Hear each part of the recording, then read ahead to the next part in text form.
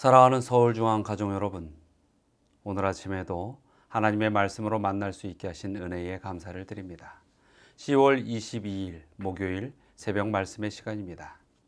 자, 오늘 우리는 누가복음 6장부터 8장, 어느덧 사복음서도 이렇게 빨리 지나가고 있습니다. 사복음서 가운데 있는 하나님의 말씀을 꼭 마음속에 담으시고 그 기별들로 예수 그리스도의 생애를 다시 한번 살펴보며 믿음의 구원의 확신을 갖는 우리 모든 성도님들이 되시길 바랍니다. 특별히 오늘도 6장부터 8장 누가복음의 말씀을 꼭 통독해 주시기를 바랍니다. 오늘은 이 예수님의 생애 가운데에서 마태복음 15장과 마가복음 7장부터 나오고 있는 이 공중봉사에서 물러나시는 그 시기에 관한 말씀을 전하려 합니다. 어느덧 세 번째 유월절을 지나고 예수님께서는 이제 십자가를 준비하기 위한 일련의 사역들을 남겨두고 계십니다. 그래서 오늘은 그 예수님께서 세 번째 유월절을 지나는 시간부터 AD 30년의 가을까지 그 기간 동안에 있었던 사건들을 한번 살펴보도록 하겠습니다. 먼저 마태복음 15장과 마가복음 7장에 보면 페니키아로 물러나오시는 예수님의 모습이 그려져 있습니다. 참으로 유월절에 많은 일들이 있지만은 항상 이 이스라엘 백성들에게 있어서 그 메시아로서의 복음이 희망이 되지만 또 지도자들에게 있어서는 예수님에 대하여 경계를 갖게 하는, 그래서 예수님에 대하여 갖은 음모를 만들어가는 그러한 일들이 벌어지고 있었죠. 또 계속해서 이 페니키아로 물러오신 예수님께서는 벙어리와 불구자들을 고치시는 사건이 나오고 있으며 또 데가볼리에서의 여러 이적들을 보여주십니다. 그리고 4,000명을 먹이시는 놀라운 이적도 다시 한번 나타나게 되죠.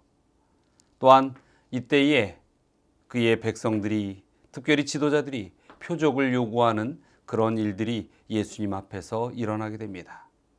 그리고 벳세다 근방의 소경에 관한 이야기, 또 가이사랴 빌립보로 물러나셔서 그곳에서 위대한 신앙 고백에 관한 일들이 이루어지고 있습니다.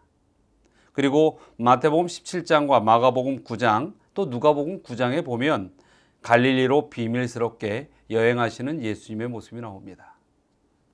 이 며칠 전에도 말씀드렸지만은 갈릴리 지역은 예수님께서 참 그 복음의 기별을 매우 은혜롭게 설파하였던 그런 지역입니다. 또 많은 백성들도 따랐지요. 그러나 갈릴리에서조차도 이제는 예수님께서 그 지도자들과 여러 이 유대 민족의 그 힘 있는 자들에게 이제는 표적이 되는 모습들을 나타내고 있습니다. 그래서 예수님께서는 비밀스럽게 여행하는 일들을 이제 행하시는 것이었죠. 또 마태복음 18장, 마가복음 9장에 또 누가복음 9장에 보면 겸비와 용서와 화해의 기별이 담겨져 있습니다. 그리고 그 마태복음 17장, 또 마가복음 9장, 누가복음 9장에 예수님께서 변형되는 변화산의 사건이 나오고 있습니다. 그리고 그 이후에 귀신 들린 소년의 이야기와 반세겔의 성전세에 관한 이야기들이 기록되어 있는 것을 몇 개월 동안의 예수님의 행적 속에서 살펴볼 수 있습니다.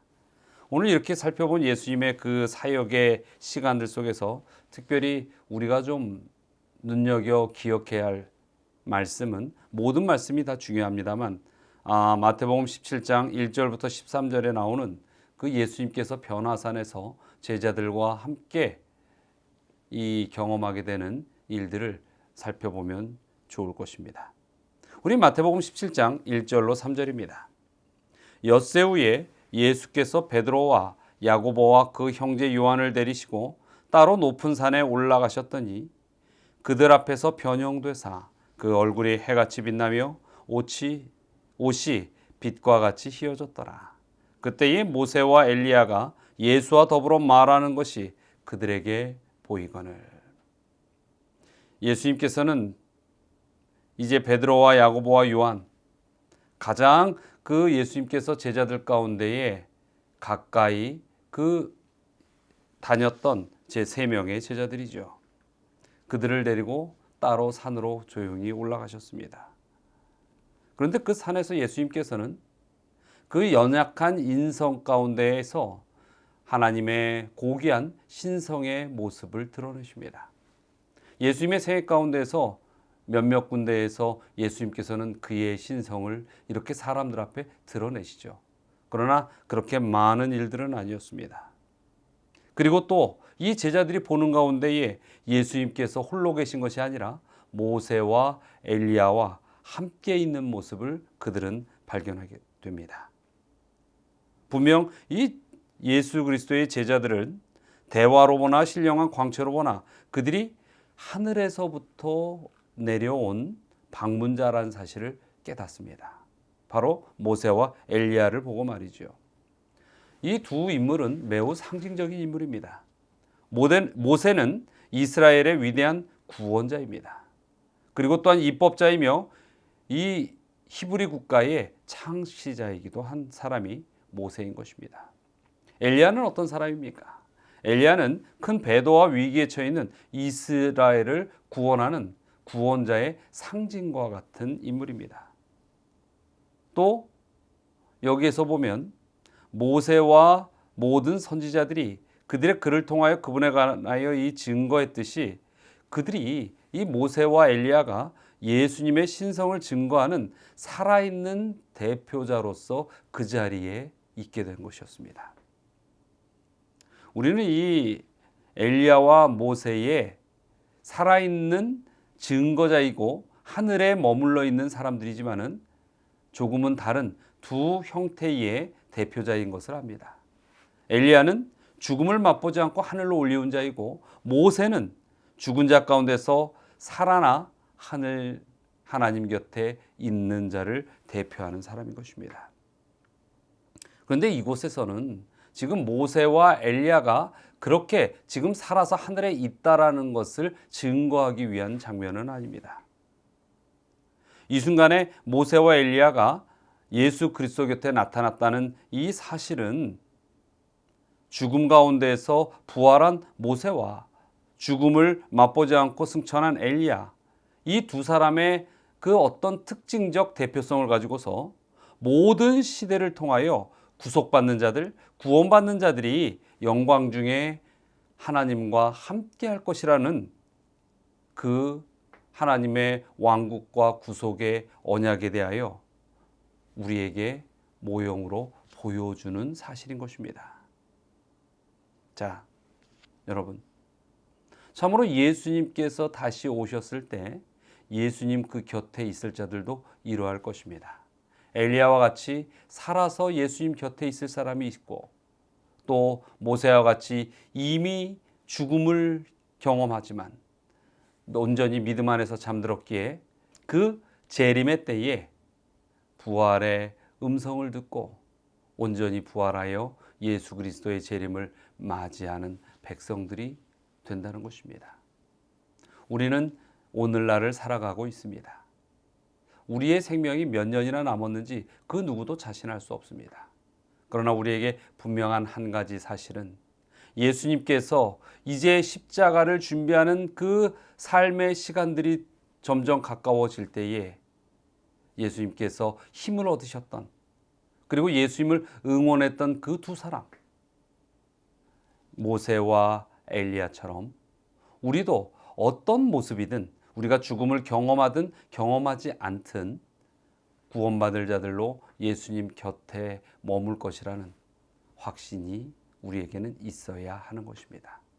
아무쪼록 오늘 이 말씀들을 통하여 예수님께서 이 땅에 오신 생애의 목적을 다시 한번 이해하시고 기억하시고 우리에게 있어서 영원히 살 수 있는 구원의 언약이 있음을 더욱 확고히 붙드는 믿음의 모든 자녀들이 되시기를 이 아침에 간절히 바랍니다. 자, 오늘 두 가지의 기도의 제목을 가지고 또 함께 기도하겠습니다. 첫 번째는 우리 모든 믿음의 백성들이 구원의 확신을 가진 그 믿음으로 살아가도록 그렇게 하기 위하여 기도해 주시기 바랍니다. 또 우리 문태훈 집사님 가정과 박경혜 집사님 가정을 위하여 기도해 주시기 바랍니다. 자, 다 함께 기도하시겠습니다. 사랑과 은혜가 많으신 하나님, 우리가 주님을 믿고 신앙의 생애로 주를 따른다 하지만 때로는 이 구원에 대한 확신과 또 그리스도의 그 향기를 품고 살아가는 그 일들 가운데 연약함으로 쓰러지고 고민할 때가 많이 있습니다. 그러나 아버지요, 온전히 다시 오실 예수님, 또 우리를 구원하실 언약의 약속들을 잊지 않고 붙들고 기억하여 저희들이 이 삶 속에서도 믿음으로 승리할 수 있게 하여 주시옵소서. 또 우리 문태원 집사님 가정과 박경혜 집사님 가정을 위하여 기도드립니다. 주님께서 그 두 가정의 모든 일들을 살피시고 혹 어려움이나 고통 중에 신음하는 일들이 있거든 주의 능력으로 그 모든 것들을 거두어 주시고 또 그 모든 가족들의 삶 속에 오직 그리스도를 의지하여 살아갈 수 있도록 믿음으로 붙들게 하여 주시옵소서. 참으로 주님의 다함이 없는 사랑이 매 순간 저희의 생애와 함께하여 주심을 믿고 감사드리며 예수 그리스도의 이름으로 기도드리옵나이다.